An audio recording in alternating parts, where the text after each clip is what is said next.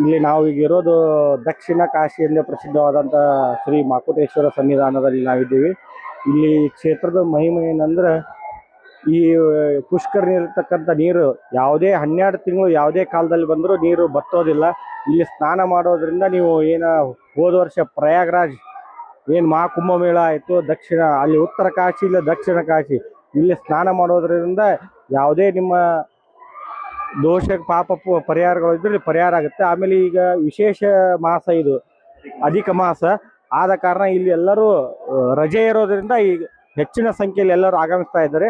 ಆದರೆ ನಾನು ಸಾರ್ವಜನಿಕರಲ್ಲಿ ಒಂದು ವಿನಂತಿ ಮಾಡ್ಕೊಳ್ಳೋದೇನೆಂದರೆ ಈ ಕ್ಷೇತ್ರದ ಪಾವಿತ್ರತೆಯನ್ನು ಎಲ್ಲರೂ ಈ ಪರಿಸರವನ್ನು ಸ್ವಚ್ಛತೆಯಿಂದ ಕಾಪಾಡಬೇಕಾಗ ತಮ್ಮಲ್ಲಿ ಕೇಳ್ಕೊತಾ ಇದ್ದೇನೆ.